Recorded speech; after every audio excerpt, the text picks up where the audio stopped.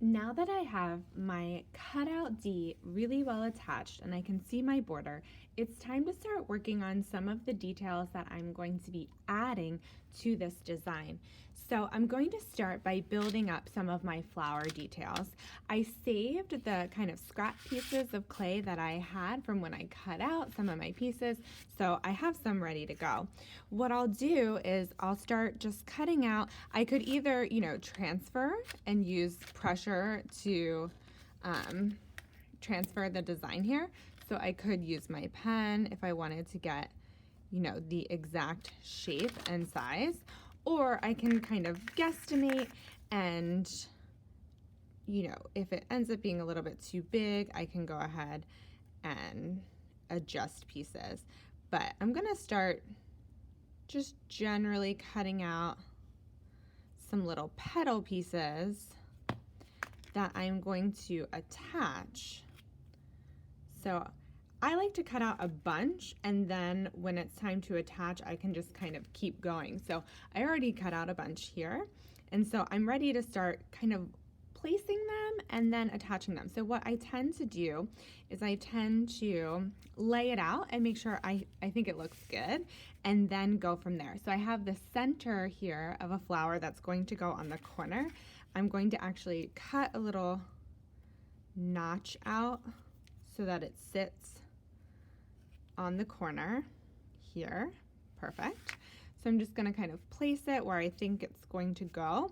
And then I'll just start to lay out my petals as well. So this way I can kind of squish them and make adjustments if I need to. If they need to be a little bit smaller, I can just kind of pinch a little bit of clay off and make them fit. So this is going to be where we really spend a lot of time making our design unique and special, and include all of those great things that we had on our list and in our design that we generated. So just carefully plotting and getting the size right. And then once I have it kind of all laid out the way I like it, I'll start attaching them. So you can see that pretty quickly they start to fill up the space and it looks fun. I of course have to slip and score everything I attach. So I'm going to scratch up the center of my flower and where I'm going to be placing it. Don't be bashful. Use some water to create a little bit of a slurry in that spot, and then give it a good kind of wiggle and press to really agitate. And I know it can feel a little bit cumbersome if you're working on pieces that are tiny, but you should see kind of little bubbles, and you should see the water kind of squeeze out, and that way you're on the right track. So I'll continue to score, slip, stick, and smooth all of my details. Score, slip, stick, and smooth. So what I might do is I might just kind of attach all of my petals, and then I'll go back with my paintbrush and kind of smooth the spaces in between. I'll also round off and smooth the edges on the tops of the petals. It really doesn't take much. It's those little extra details that make our design and our craftsmanship really, really shine and look super professional. So it's just taking those couple of extra minutes to soften cuts, to soften edges, to smooth any extra scores, to clean up the slip. All of those little things that really just take a moment make a huge difference in the end. So I'll finish this flower and then I'll keep going with my design.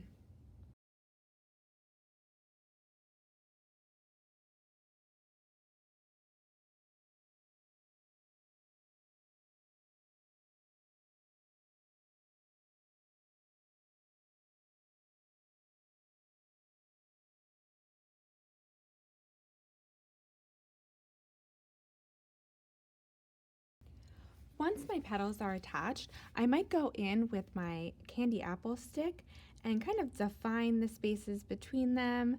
I can kind of make sure that it's really neat and tidy. It also gives me an opportunity to reshape things a little bit. So if things get a little bit squashed while you're attaching, it can be very difficult when pieces are really small. This will give you an opportunity just to define, I can define the center of my flower a little bit more, kind of clean up these spaces in between the petals.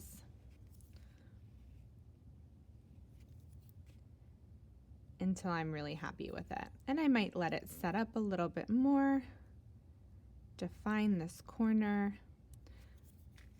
This candy apple stick is also really good for smoothing out attachments, kind of getting into these crevices here. So once I'm happy with it and it's all cleaned up, I can move on to my next section. And what I want to add next is I'll continue to build up some of this border. So I have some diamonds that are planned for this upper border here. So I might start cutting out those pieces. Also give myself a break from these teeny tiny petals for a minute. So I'll just begin to, again, cut out my shapes. And what I can do is once I have one that I really like and I feel like is sized right, I can use it to trace and cut out multiples because I have this repeating design. So if I have the diamond that I need, then I can just keep repeating it. So again, you might need to thin some of these out a little bit. This thick is a little bit thick, so I'm just kind of giving it a tiny bit of a squish to thin it out. So okay, just a tiny bit shorter. Like I said, if I spend the time making sure I get this size right, then I can just trace. Perfect. So now I can make multiple diamonds for my top border, my second border. When I have diamonds that kind of go off on the top and bottom, I can simply take one of those and cut it in half and repurpose it as well.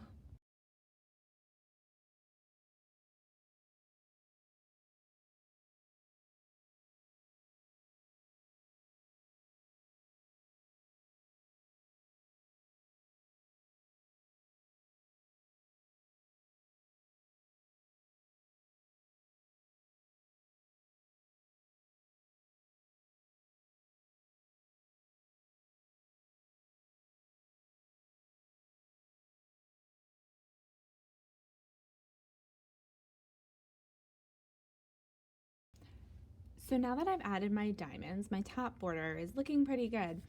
I'm going to go ahead and actually change my design a tiny bit. I originally had some dragonflies kind of in the corner, but I'm feeling like it's a little bit tight for space. So what I'm actually going to do is I'm going to take the inside of my D that I had removed, and I'm going to go ahead and put a dragonfly in the middle. So I'm going to use my sketch to transfer my dragonfly so I know it fits. If I use the letter D, I know it's going to be perfect. So what I can do is I can just lay my design on top, kind of feel where things fall, and I can grab my pen and I can trace the main body of the dragonfly, which I will then cut out and place in the center of my D. I actually think this is going to be a nice feature in the design, and sometimes we just have to make changes. So I think this is what's best for my tile, and I'm still incorporating the piece of the design that I want. It's just in a slightly different spot. So I'm going to go ahead and trace, fit as much of it as I can, which was almost the whole thing, which is great. When I lift up, I can clearly see my dragonfly. So now I'll just carefully cut it, remembering to make multiple passes that I do not want to try to cut through it all at once because it can be really difficult. So kind of gently carving all the way around, and I will clean it up. add some details, and then I'll be able to place it in the center of my tile, right in the middle of my letter.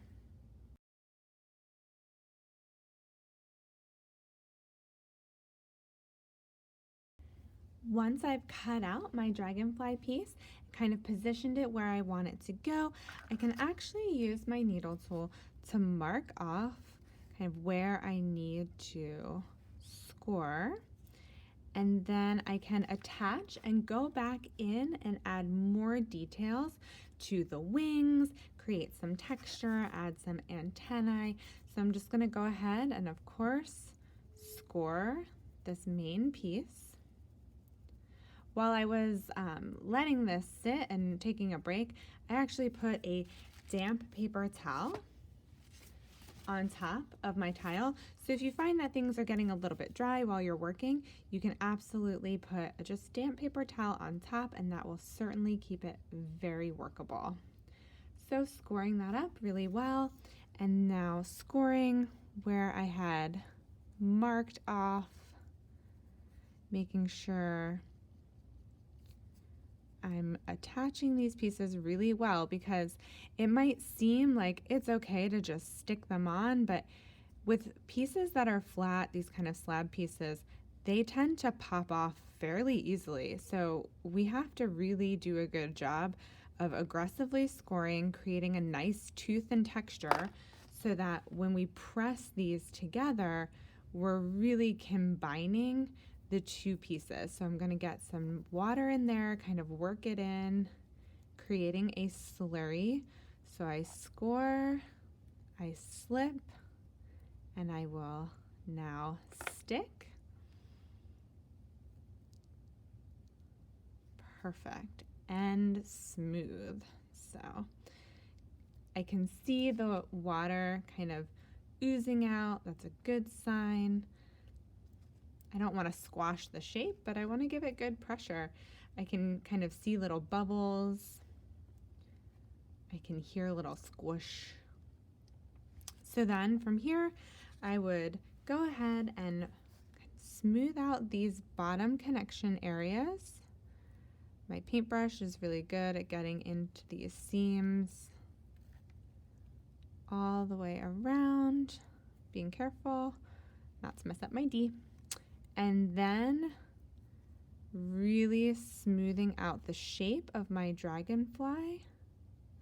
And once it's kind of smooth, rounded, softened a little bit, I will go back in and add some details. And that's really the fun part. So again, smoothing out these connections. A great tool for adding details is my candy apple stick. So I might let it dry up a little bit because it's a little bit wet from just smoothing, but going in, defining the wings, defining the body segments,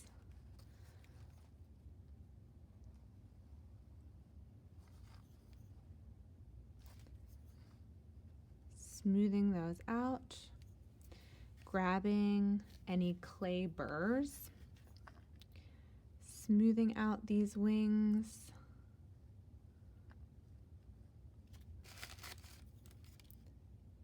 adding some nice detail. This is where the fun stuff is. So it's nice to kind of add some of these details now. I'm going to be carving away more later in this design, but since we've just been adding a lot, it's fun to take a break and do some carved details. So I like the popsicle stick because if I hold it at a nice angle, it tends to smooth while carving. So I don't have to worry about as many clay burrs. By kind of holding it at that angle, I get a nice deep groove, and I can also ensure that there's less work to clean up later. All right, so now it's time to keep working on my border.